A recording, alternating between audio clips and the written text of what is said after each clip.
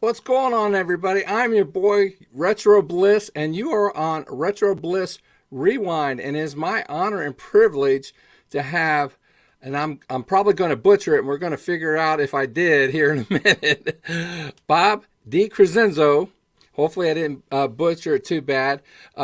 Programmer for the Atari 7800. He has programmed a plethora of games. I'm going to go over the list here in a minute, but I'm going to do it while he's on the chat, or not on the chat, but on the show. And so without further delay, I'm going to get him here on the stage. So, hi, Bob. How are you doing? Hey, I'm good. How about yourself? I'm doing real well. We're going to go ahead and bring the other guys on the panel here on the stage. Mike from Mike's Gaming Gala, and we're going to have Brian from BD RetroMods. What's up, fellas? Hey. Hello. So let me get this over here. There are a ton of games that Bob has programmed for the Atari 7800. Now, we were chatting a little bit before the show. Atari had a last chance sale. I think, was it June or July of last year? I can't remember the month. It's been started at the end of June, went through July. Yeah. Okay. I ordered probably. I think I ordered all of them or most of them. The ones that I thought I really wanted anyway. And I still haven't gotten them. But anyway, I got a few on the way too. Yeah, and then I'll explain in a minute. I've played some of them since then and wish that I had ordered the other ones. But let me go over the list. Armor Attack 2, Asteroids Deluxe, Astro Blaster, Astro Fighter, Baby Pac-Man, Battlezone, Bentley Bears Crystal Quest, Crazy Brick. He started on Defender. He hasn't finished that yet, but he's programmed Failsafe, Frenzy, and Berserk. Galaxian, Junior Pac-Man, Casey Munchkin, Kilo Parsec, Meteor Shower, easy for me to say. That's fun to say too. Moon Cresta, which we live stream today. The Pac-Man 40th Anniversary Version Collection. Resolve, Rip Off, Scramble, Space Duel, Space Invaders, Super Circus, Atari Age, which I tried to play a little bit today. It's a fun game, but man, you got to play that with a paddle. Boy, that is tough with a joystick. Super Pac-Man and Uniwars. Now I think didn't you program the other Pac-Man? There are other Pac-Mans for the 7800. Were you involved with those too, Bob? Pretty much any of the Pac-Mans. Yeah, because those weren't on the list that you gave me. There's Junior Pac-Man. Uh-huh. What are the other Pac-Mans that you did for the 7800? Super, Junior, Baby, and Pac-Man Collection, the first one, and then the 40th. Yeah. Okay. And then he started Adventure 3 and Crazy Bricks 2, and he's programmed on the NES Frenzy and Berserk and Rainbow Bright, and then he's helped with on the 2600 Ladybug, Kicks, and Gorf with John Champeau on the 2600. So I think first question is when are you gonna start getting really productive? That man, I don't know if you guys know anything about programming. That is a lot of code. That is a whole lot of programming code, and a lot of time and effort and love. A lot of programming love went into all of that. And I tell you what, as a consumer, as a gamer, person who appreciates this, I know that I appreciate this. I know as a consumer, I appreciate this a whole bunch. Well, I think a lot of people, the 7800 for many years, even really today, doesn't get the love that it deserves. At least fans of the 7800 feel that way. So somebody like you, Bob, that's able to create just here's an entire library of games. I think that's absolutely awesome. Is there something specific about the 7800 that made you want to program for it? I started making hacks for the 2600 at first. By the way, Battlezone was never finished. I need to get back to that at some point. But that's side point. I started making hacks on the 2600, and I moved to the 5200, and I did a couple of hacks on there, and then I just found the 7800. I don't know what led me to it. I don't remember, but I noticed there wasn't much done for it, and it was what really started me on that was the fact that there was no Pac-Man on the 7800. There was Miss Pac-Man, but there was no regular Pac-Man, so I felt I had to fill that hole. So that's how I started on that, and then I just continued from there on the 7800. So I mean, when did you start this? At what year? 2004, 5, around that time. I actually, what really started is that I used to program in assembly on my Apple IIc back in the day. And I happened to notice, I saw a disassembly from the AA user Brian of Pac-Man for the 5200. And when I saw it, I said, those opcodes look familiar. So, because it uses basically the same CPU as the Apple did. So I looked into it, and I just started going from that point on. And I saw how to do things, and I just started first hacking, and then programming myself. Not programming myself, but programming the games myself. Yes, yeah. I know they're a bunch of fun. I've streamed them on the channel.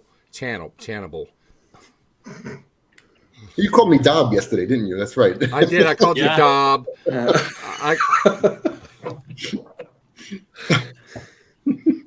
Dob Decrescenzo. Suffer and succotash.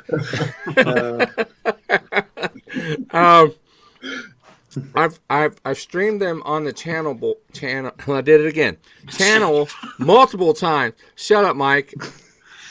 You're quite the thespian. He's out of here.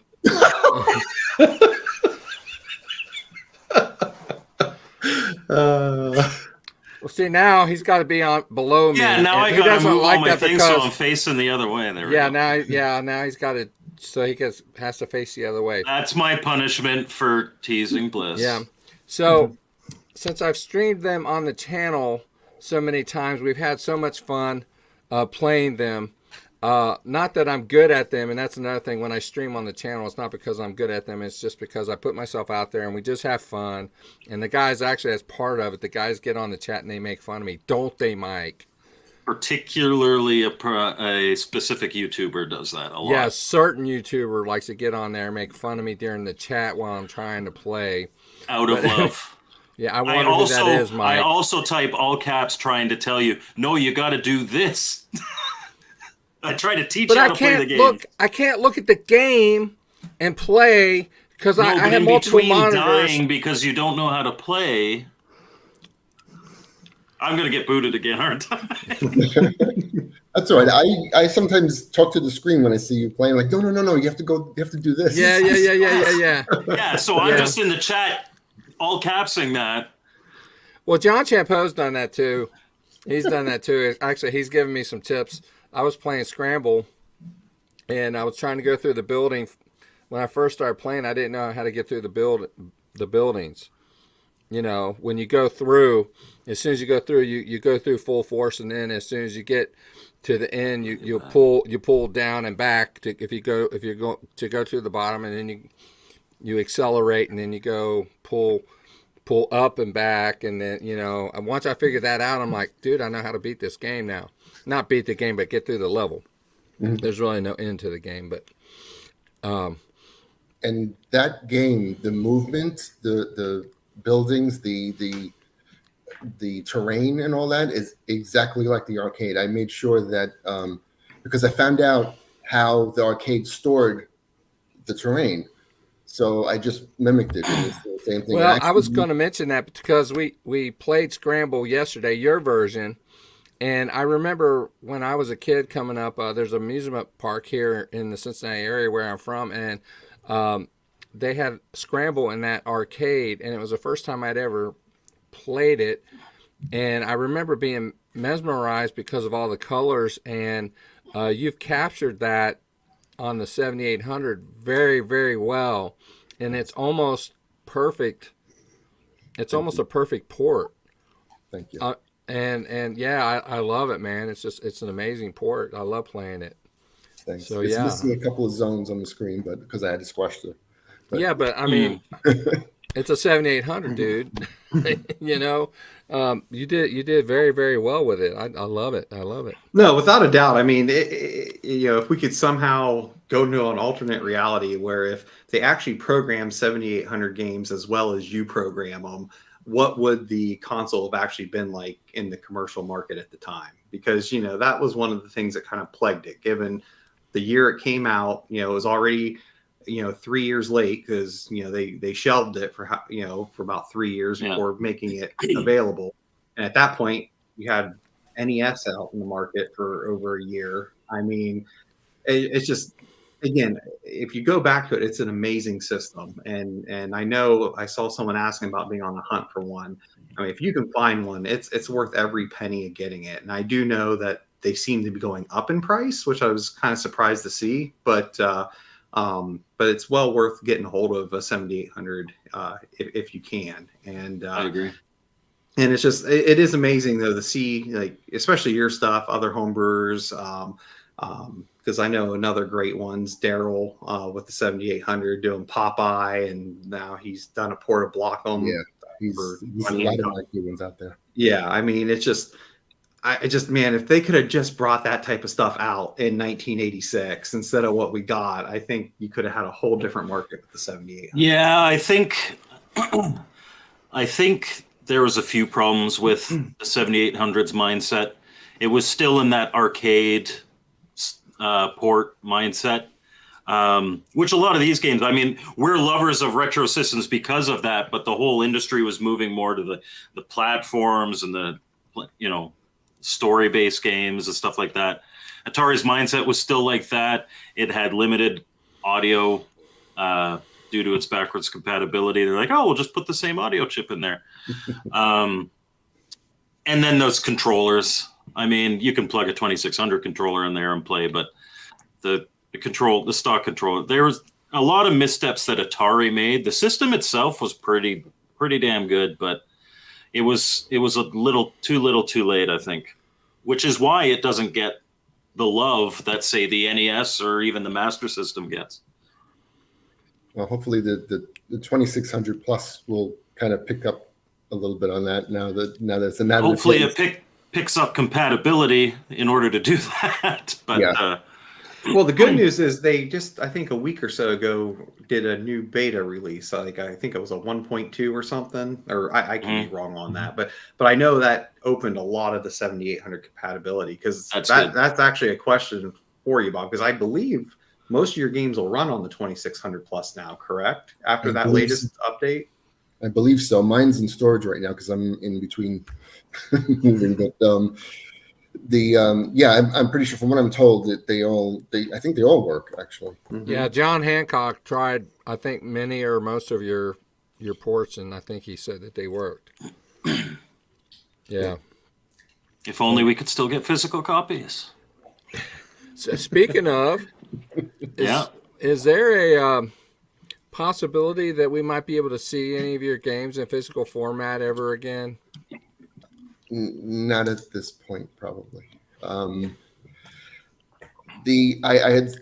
had spoken with a while back a couple of people with that, and I know John mentioned it, and I spoke to him about it. And although I think we're being watched a lot more by the big companies, so it's probably not a good idea at this point to do that. And plus, like I was saying earlier, the I'm almost at a clean slate now because nothing I have that's out there right now is not licensed. So I kind of like that. I kind of like the fact that I'm not infringing anymore or anything like that, and it's we could start over, so to speak, if that makes any sense. Yeah. Which I guess would lead to another question I have. I don't mean the kind of hog it, and this is probably a question we should leave for later in the show, but it's a perfect time to ask it. Is so you talk about the clean slate. So do we have any upcoming surprises? Any new original IPs coming from you here soon? Maybe for the 7800. I would love to get back to Resolve. That was something I started a couple of years ago. It's a zombie apocalypse game, and I kind of lost interest in it. But I'd like to pick that back up again and finish that because I wasn't sure what direction I was heading with it, but I have an idea now. I think. So, are there any channables in your game? Channels. He's about ready to get kicked off again. I'm all right. That's from a movie. It's got to be from a movie, right? No, channable is when he meant to say channel. He said channable. Sorry. Yeah. All right, got Yeah, it, he's got it. making fun of me again. Our He's trying to thespian get a Phil. laugh at my expense again. So I know one thing. If we want to talk about your games in general, the Pac-Man 40th Anniversary Collection is a masterpiece. Mm-hmm. That thing, That's one I've got on order.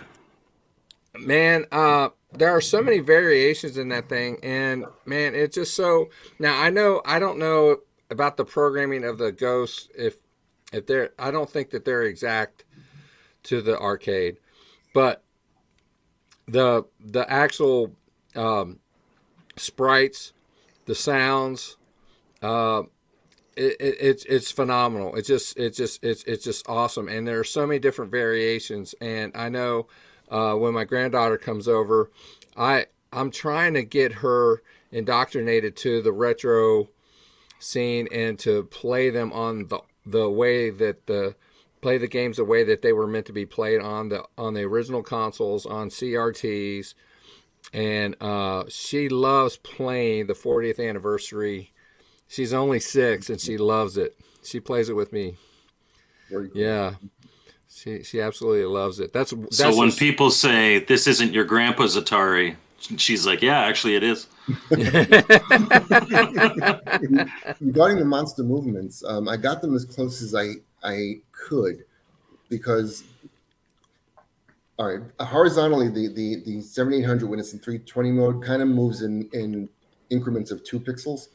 So I can't move exactly how the arcade does, but I got as close as I could. yeah. In fact, Pinky, like one thing I did is Pinky going up. Normally he looks 4 spaces in front of you.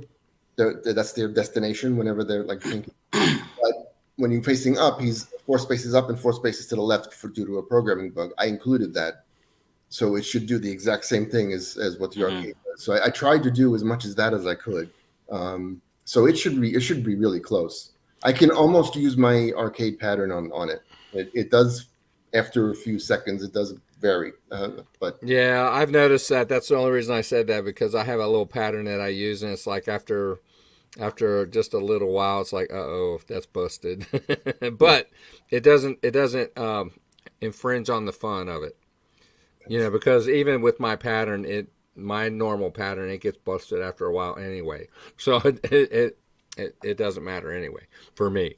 Well, and when it comes to the 7800, I mean, where are you going to find as good of a Pac-Man as the ones that he's made? I mean, You're not. I mean, so I think that's a trivial thing. I think it is trivial. Yeah. I mean, most people probably aren't even going to realize that. And again, In fairness, are there any other Pac-Mans than what he's made aside from the Miss Pac-Man?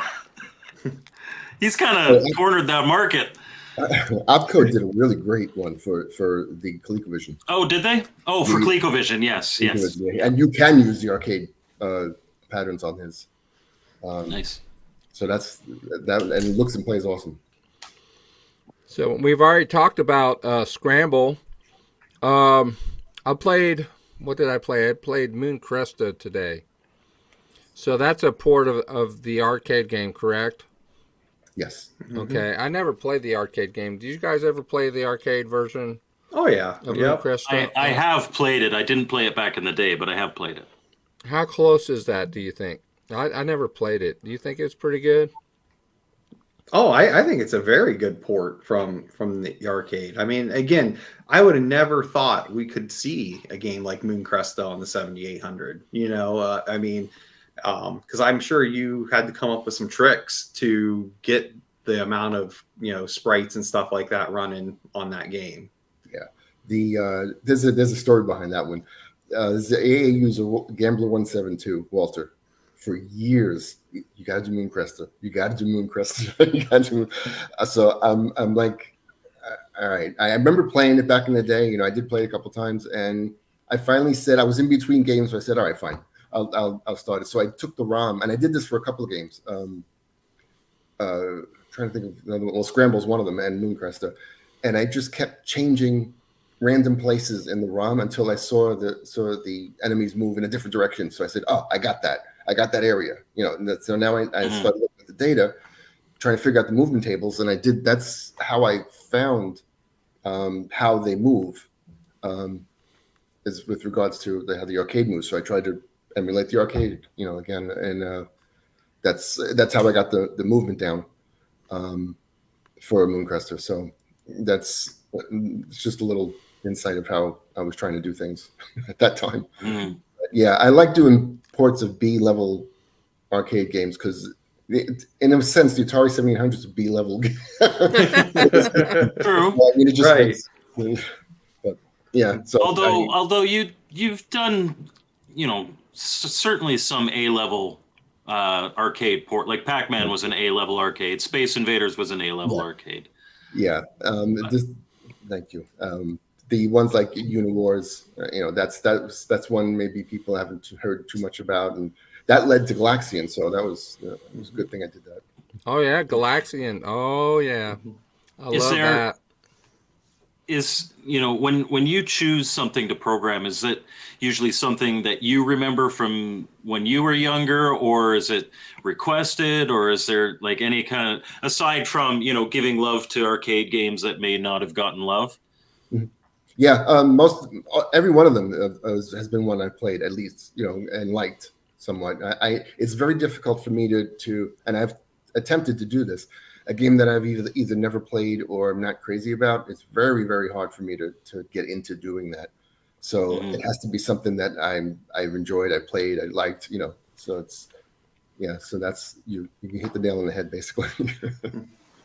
So, go ahead. No, go ahead. Okay, yeah. So, because again, I definitely wanted to talk about this one, and it looks like it's a good time to ask it because there's a lot of comments on it.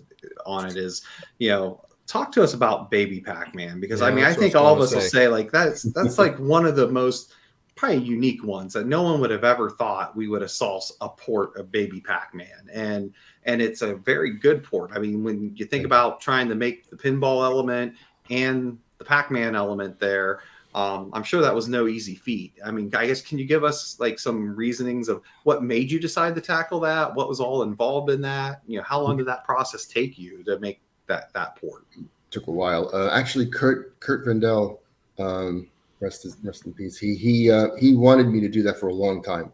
He said, "You got to do Baby Pac-Man." And I said, "Oh, it's pinball." I'm thinking, video pinball like 2600 has, and Pac-Man. So you just kind of put them together. Boy, was I wrong. The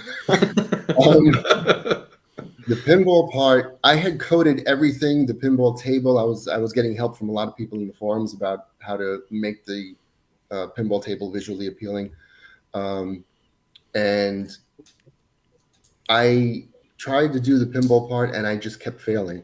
The physics part, you mean? Yeah, the physics part. It wasn't until Kurt Woolsh, and God forgive me, I hope I'm saying your name right, Kurt. Kurt Woolsh stepped in, and he took over that whole section, that whole pinball movement, physics, and stuff like that section is him. Everything else, the arcades side, the points and all that stuff, that's normal stuff. and he commented it for me so I could try to wrap my head around it. Oh, okay. Yeah, he did an excellent job commenting it, and I'm still reading it like, what the hell did he do? But yeah, if it wasn't for him, it would never have been done. But yeah, physics on. I mean, that is an amazing feat to do. So, and code like that, once it's made, code is borrowed all the time anyway. So that's okay. Yeah, I do scripting with my job, and I work, I'm not great at it, but I work with some masters, and there is something beautiful about somebody that comments every line so that people like me can understand it. Like it's a talent. The commenting is a talent in itself. Yeah. But what you're saying is you didn't just slap Midnight Magic onto Pac-Man and call it a day. Or more off, you're confirming why they probably never made an actual pinball game for the 7800. Although Rip showed that it could be done. I mean, it's like, wow. Yeah. If I can eventually wrap my head around it, I could probably take that and make an actual other pinball game, because there aren't any for the 7800. No, there's not. I mean, Jinx, but no. Well, and especially considering the 7800 has 2 buttons, you could do video pinball on that. You could. In fact, actually. it should be done. Yeah, absolutely. I want to get Brian involved in 2 other games that might involve him. Actually, absolutely does involve him. He made this awesome controller for me, and I didn't bring it into my studio here, and he may have it with him, and I'm hoping that he does. I failed on that one tonight. Phil. No! I forgot to bring it up. Oh, no. He made this awesome... Boot him! I should boot myself, actually, because I didn't think of it until after the fact. He made this awesome Space Invaders controller. Space Invaders, as you probably know, they had 2 machines. One had an arcade stick for movement, and then one had buttons. I've only ever seen the button ones. And yeah, the one that I played coming up had buttons. And so Brian made one with buttons, and I'm like, dude, I've got to get one of those. And so he got one, and it plays great with what else? Klaxion 2. So there are two of your games that it plays great with. And so I'm very, I don't have it in my office. I'm so upset. Wasn't it? I think Midway's, one of them had Midway's version. Midway license had one of them had the joystick, and one of them had the buttons. I think it was Taito. One of them had it was the American version had the buttons. Yeah. The American version had the buttons. I don't think I have a picture. Oh man, I'm so upset. It's a box with 2 buttons and a boom. Yeah. Yeah. And then on the side of it, I have an up and down button. Yes. Specifically for the navigating menus. Again, and stuff, I remembered to bring this, but I didn't remember to bring the controller. So, but yeah, because again, that's one thing I will say, kind of off topic, but one of the things I do enjoy with your games so much is that you put so many options in it, like being able to adjust things to make it the experience I want to do. Because again, you got different difficulty levels, different modes. It's just, I do appreciate the time you put into that for your games. At least he didn't do like the Atari Space Invaders where he has like 110 options where he got the squiggly and the moving shields and all that. But yeah, it is really nice. Wait, doesn't the 7800 Space Invaders have the moving shields? If you it does. Yeah, it does. If you select no, but it does. Does it have the?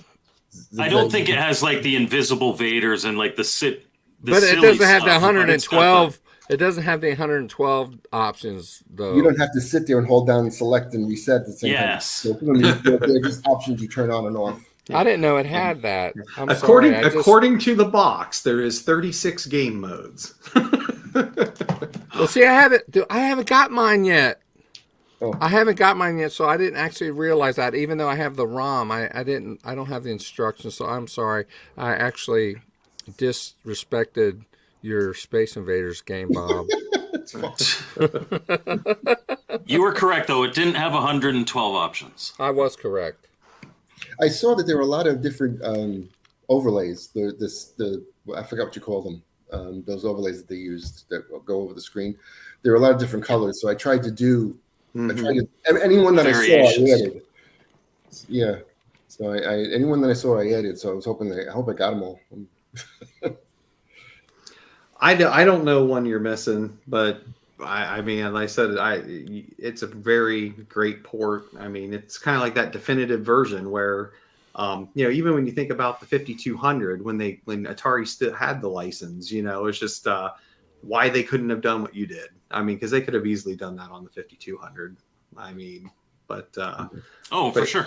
I mean, it's again, and that's with a lot of your stuff. I mean, we're not going to say these are arcade identical, but they're very close. And you can tell that you put the passion to try to get them as close to the arcade experience as humanly possible on a 7800. For a home console, if you're asking for more, really, you should be at the arcade. There's not I absolutely love the ports. I'm waiting on physical copies of mine. I've had a 7800 for about 20 years, but I haven't really gotten into the homebrew side of it until the last few years. So I did download all those ROMs and I've been playing them in emulator, but they're fantastic ports. You can't ask for more. There's another controller that Brian made. You have Asteroids Deluxe, and Brian made another controller for Asteroids where you can rotate the ship with buttons and then fire and thrust with buttons, and then hyperspace with a fifth button, which is really cool. That I also have that's in my game room that's not in my studio. And not only Asteroids, you can use that on like Space Rocks or Space Rocks, yeah, for 2600. Yeah, it works really good for that. And the original 2600 of Asteroids works really well. Absolutely. I love it. But the best part is he put the little vinyl sticker on it of you shooting an asteroid. Yeah. But he doesn't have one here to show us, so. But anyway, I digress. Now I want to ask you a question on you wrote Space Duel, correct? Yeah. Okay. I played Space Duel the other day, and I'm wondering if it's the same version. The version of Space Duel that I had, it only had the one ship. It didn't have a version where there were two different ships. Now, can you explain how you wrote that and what the differences are between the version that you wrote and the arcade version? I actually started with relying heavily on the source code for Asteroids for that one. I took all of the different types of, I don't want to call them rocks, but I don't know what they are. I actually took the arcade version of all the different spinning objects and reduced the size of them until they were 12 by 18. So those, what you see on the screen is actually reduced size from the arcade. And while I did have help from Owen Rubin, I could not do the tethering at the time because this was very early on in my programming. Truth be told, I didn't know how. It's still a good game. I had fun with that the other day. What I was trying to do, I was trying to get 2 games in. I tried to stream for about an hour every day, and I was trying to get a couple games in, and so I started playing, and I was reset. And I got going, and then I looked over at my OBS stream to look to see how long, and I had been playing for like 47 minutes, and I only had like 12 minutes or something to play the second game. I'm like, I'm not going to get the second game because I had been playing Space Duel for so long, and it was so much fun. And it is, even though it didn't have the tethering, it was still so much fun. And it's very hard. I can imagine, I don't know for firsthand, but I can imagine how hard it can be to try to program a game that is based on vector graphics. So it's very well done and colorful, very colorful. The sounds are great. The mechanics are really good. I just love it. It's really good. I'm gonna when I have to go back to see what I ordered because I know I didn't order everything that's on this list, and I know that I'm going to be very disappointed when I do get my games to see and What you realize didn't get. what I didn't get. And now, for those of you who may just be tuning in, there's a link in the description. I don't know how long it's going to be up, but there's a link in the description where Bob has so graciously put an atariage, a link where you can download his games. Is that right, Bob? We're allowed to have that? Okay. These games are amazing. I don't think all of them that I listed are on that list, but many of them are. You don't emulate if you can't put them on in your 7800. Emulate. Or if you have a 7800, buy a back bit, put them on your back bit, and put it in your 7800. Yeah. Or do it if you're a purist and you want to play it on your 7800, buy a back bit. They'll work. It's amazing. And if you do emulate, I will tell you, I say this on my live stream, play on an A7800 emulator through Windows. If you're on a Mac, OpenEMU works just fine. But if you're on a Windows, you must use A7800. I don't think there's really anything that compares to that. Am I right, Bob? Yeah, it's the most accurate emulator that exists for that I found. I use that when testing. I've used that for a long time, actually, when testing. I used to use Pro System, but that kind of fell by the wayside. Once A7800 came around, it was more accurate. It was just better all around. So I was using that from that on. That's all I use now. It looks like a MAME emulator. When you look at it, it looks like the MAME emulator when you boot it up. It is specifically just for the 7800. That's it. It won't emulate anything else but 7800 games. But it's okay with me. I'm just fine with it. It works. If you try to do it through RetroArch, it's not gonna work for you. Don't even try it.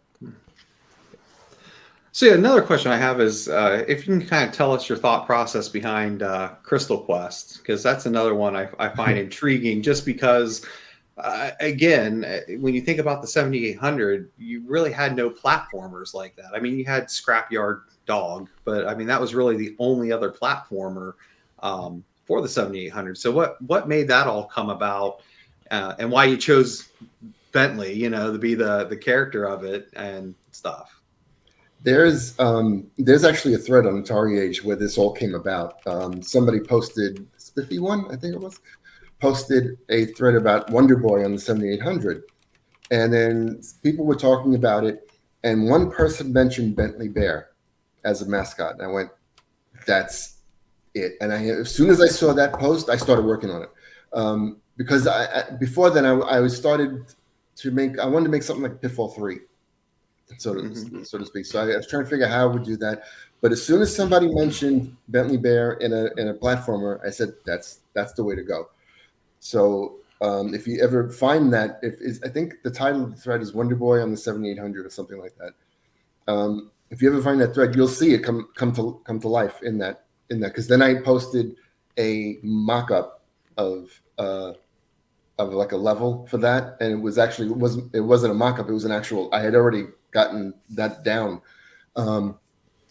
Luckily, Jeff Weir, and again, I hope I'm saying your name right, Jeff, was very good at creating level editors. So I created level 1 and 2, I think, by hand, and then Jeff came along and made a level editor, and that sped up things drastically. And then Sid Papalooza, Bobby Clark, came and started doing the music for it, and then just everything fell together. And Pac-Man Red, did the graphics, and it was just everything was just falling into place. And I just kept making levels and levels. I wanted more levels than Super Mario Brothers. I wanted to have more levels than that, and I ended up with Super Mario Brothers has 8 times 4. It was 32, so I think I have 48 levels, if I'm not mistaken. I have 8 levels, 5 I had 6 levels of 8. So yeah, I have 48 levels. So and one of them is hidden. One of them you have to find a hidden spot to get to. Wow. But yeah, that's how that came about. It very organically came because I wanted to do something. I'm not gonna lie, I made it pretty far, but now that I know that there's 48 levels, yeah, I was nowhere near the end of the game yet.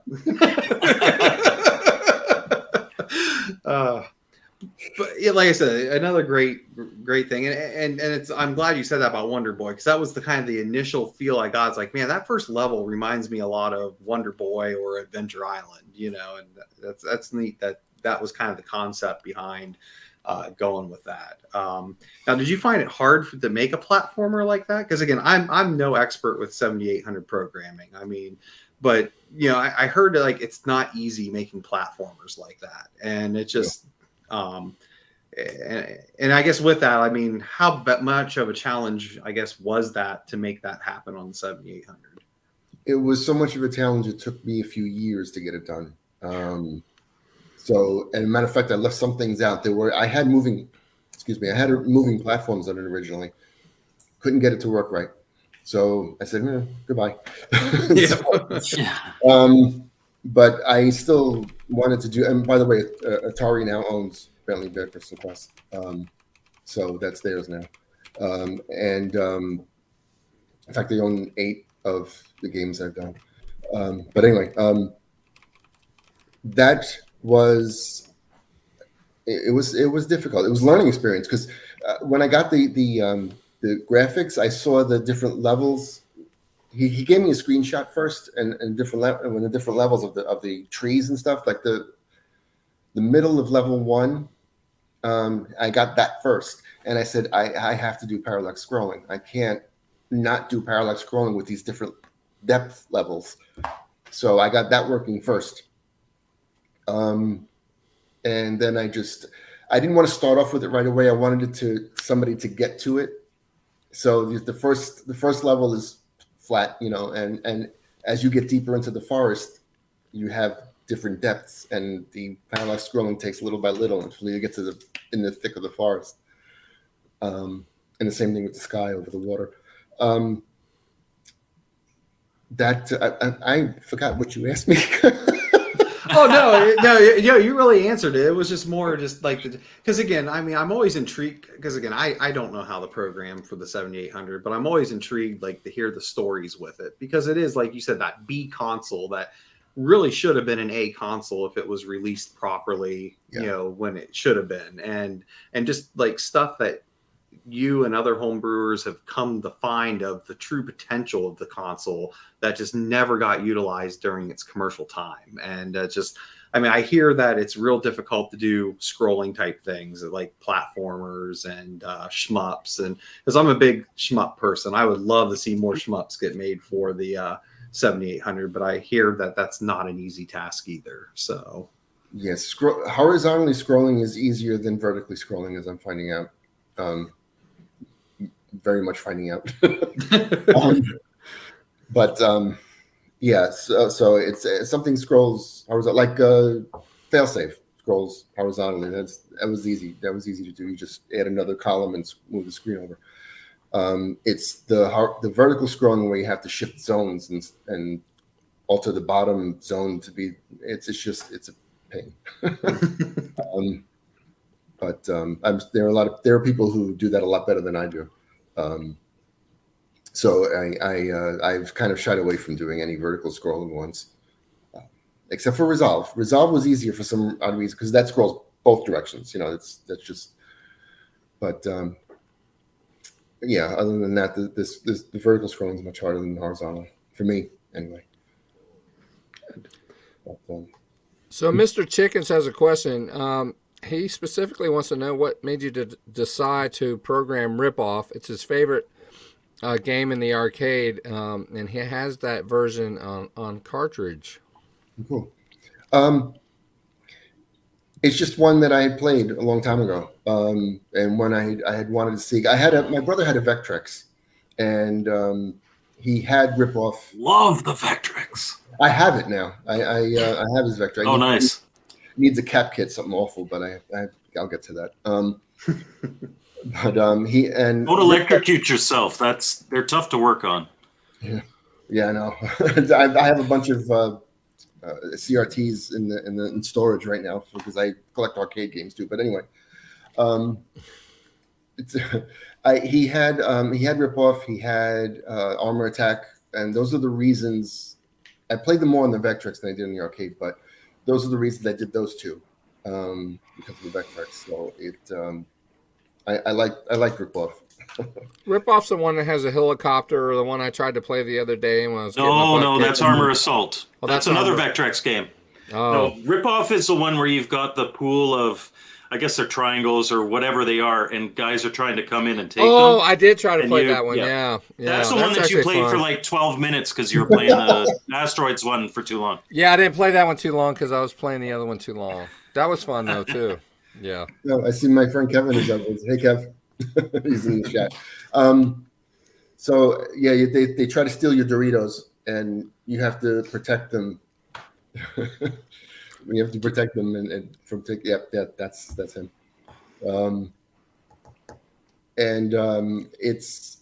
It's probably a little bit easier, only for the fact that my version is probably a little bit easier in the arcades because everything's bigger. Yeah. The sprites are much bigger, so the resolution is so different that KJM says we have his oldest and dearest friend with us, and and that you've been ahead of your time since you were 7. Thanks, Jeff. Man, that is a long time to be friends. He's so ahead of his time. He foresees how popular the 7800 is going to be.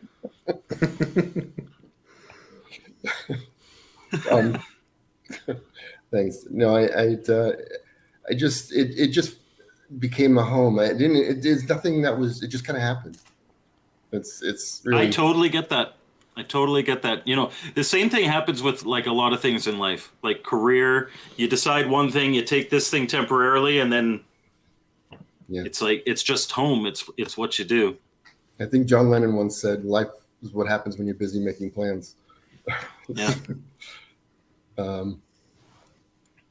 So what was that? What? Oh, this story of my short I'm sorry. The sad story of his short game on closet. Vectrex. Dr. Scott, yeah. Next time he's on the channel, I'll have to find out that story. I love my Vectrex. Yeah, Dr. Scott is an old dear friend of our channel. Like Rocky Horror Picture Show, Dr. Scott? Oh, no. His code name Frank N. Furter.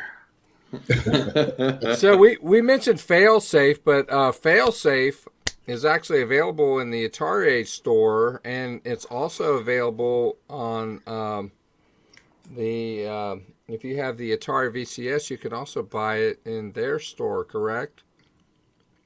Yes, they put it on the VCS store as they did with Frenzy and Berserk. Yeah.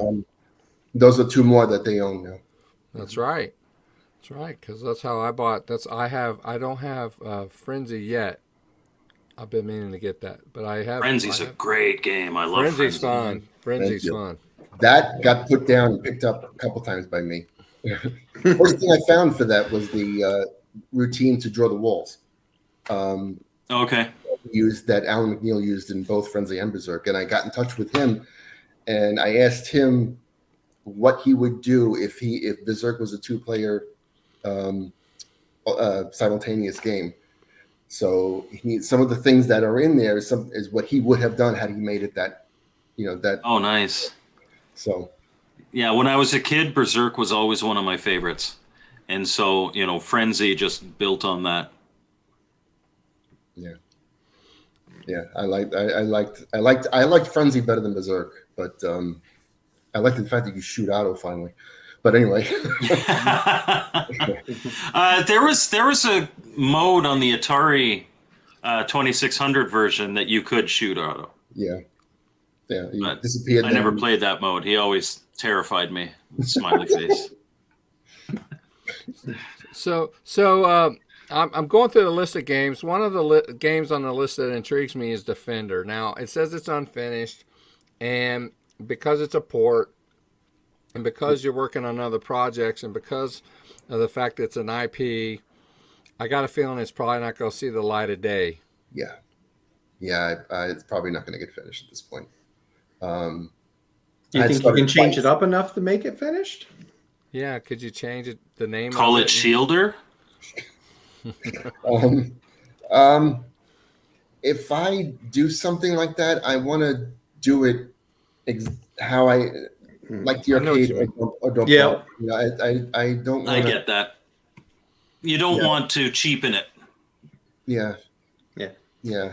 That's I didn't know if there was maybe a way to just kind of put your own twist on it to make it unique enough to still kind of have the feel of it, not to be so that way it's not completely, because again, you spent so much time on that, I'm sure that, I mean, just to try to be able to get it out there still in some fashion. Thank you. I actually And all the scrolling's horizontal. Yeah. Yeah. So, what's it like to work with John Champeau? I want to know what's going on there. What tell us about that. He's awesome. He says I'm the nicest guy, and compared to him, I'm Al Capone. He's one of the nicest people I've ever met in my life. He's a lot of fun. He's very funny, and he's a great programmer. There's just the fact that he wanted to bring me in on some of these was an honor, and the music, the sound. He started me. I don't remember how it came about, but he started with me doing sound for Ladybug, and I was all the tunes. I'm sitting there with guitar like. Oh, you're a musician. So I'm trying to pick out the notes, and I'm putting those all in there, and then it just went from there. Gorf was difficult. Gorf has a lot of sounds, and they change a lot as well. It's like 5 games in one. He was smart though. He gave me a couple of sounds at a time, so he didn't overwhelm me. Like here's all of them, do them. He just all right. So he says we're working on these 3 now. Can you do these 3 sounds? And I would do them. And I say, okay, here they are. And he said, okay, now we're doing this. He's 3 more, and that was the right way to handle me. If he gave me all in one, I'd be like, oh my God, what am I going to do? How am I going to do this? But yeah, that was, and kicks, a QYX. It was a trick I learned.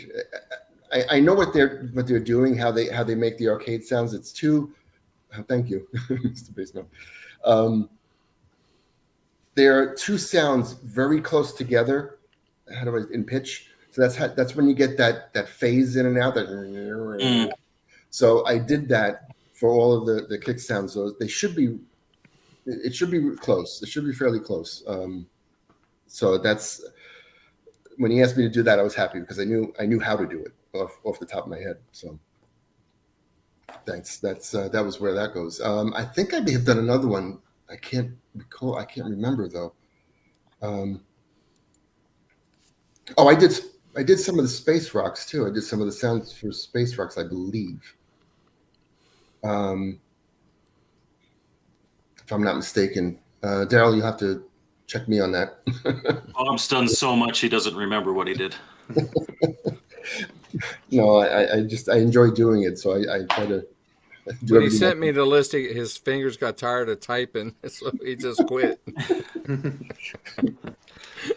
So another question I have for you, because I know we're kind of starting to get toward the end of time here, is just, I guess, out of all the 78 games that you have, put out there publicly made and stuff, that I guess which one are you like most proud of, and why? Oh, Bentley Bear. It's the biggest game memory-wise that I've done, and I had a ball doing it, and it's just that one was a lot of fun, even though it was very difficult at times. It was a lot of fun. So I would say, yeah, that followed by the Pac-Man Collection XM. It really comes down to what the biggest accomplishment was, you feel. Yeah. Yes. Yeah, biggest sense of accomplishment. Yeah, thank you. And have you ever thought of doing a Bubsy game? Oh my gosh, you actually asked it. We're talking about Bentley Bear and all this. We got to go for our mascot, don't we? Bubsy's our mascot here on the channel. It's a long-running joke. Yeah, it's a very long-running joke. But hey, I mean, Atari has the rights. Maybe you can work something out with them. Make an Atari 7800D make of Bubsy. Bubsy. Let's see. I don't think they contact me. But yeah, that's All right. Well, you know what? I think we're about out of time. You guys have anything to add? No, just thank you so much for coming on. This was great. Yeah, no, I greatly appreciate it, and I really appreciate the time you've put into all these over the years. Because, like I said, you've made a variety of great games for the 7800 that are better than most of the commercial games that we saw for the console, and it just just really appreciate that. I mean, because again, it's obviously not your main gig. It's a passion thing. And it's very appreciative that, you put that time in, and not just you, but really any home brewers and any of us that keep trying to make, retro gaming still alive today. And, I do really greatly appreciate the work you've done. Thank you so much. That means a lot to me. It does. And there's so many people doing it now that I look at who's out there now doing it. And I'm like amazed. I said, I could never do that. I don't know how to do that. It's really awesome. All the people that are doing it, and AtariAge has been, everybody at AtariAge has been so nice to me. It's just wonderful. But especially too when you started it, like you're one of the pioneers. Absolutely. Yep. That's another thing I wanted to ask you before we go. I knew there was something I was forgetting to ask you. You said you had started around 2007. In 2007, was there such a thing as a save key? No, I don't think it came out yet. There was just a high score card, and a lot of my games use the high score card because that's what Kurt had let me know that he had sent me one so I could test with it at that time. But it's not that I know of. Okay, so that would explain why your games aren't compatible with the save key. Yeah, I never had one either. I should probably get one at some point. Well, that's all right. I was just curious because I know I'm new. I'm a new retro gamer, sort of. I was an Atari 2600 guy back in '77, but then. That qualifies you as a new retro gamer. but after no, hey Mike, I'm gonna kick you off here. Let me explain myself. After I got married, I did get a Sega Master System, but after that, I basically was a PC gamer, and from then on. And so it wasn't until COVID and I got ready to retire that I started a retro collection, and I started getting into all these other systems that I've never had before, and one of them being the 7800. And I didn't even know there was such a thing as a save key to begin with, and then I didn't even know there was such a thing as a homebrew. So the save key was new to me, the homebrews were new to me, and so that's why I'm asking about the save key. So that's the only reason I bring it up. So anyway. Listen, I appreciate you being here. It's an honor. It's an honor and a privilege to have you here. I mean that with all sincerity. It's an honor for me. Thank you. If you ever want to be on the program again, you know how to get a hold of me. We would love to have you. You can be on here anytime you want to. Thank you. So, you guys, and again, Mike and Brian, these guys are on here about every week, and these are my rocks here as well. So with that, you guys, thanks for watching. We'll see you next time on Retro Bliss Rewind. Take care. Bye-bye. Take care.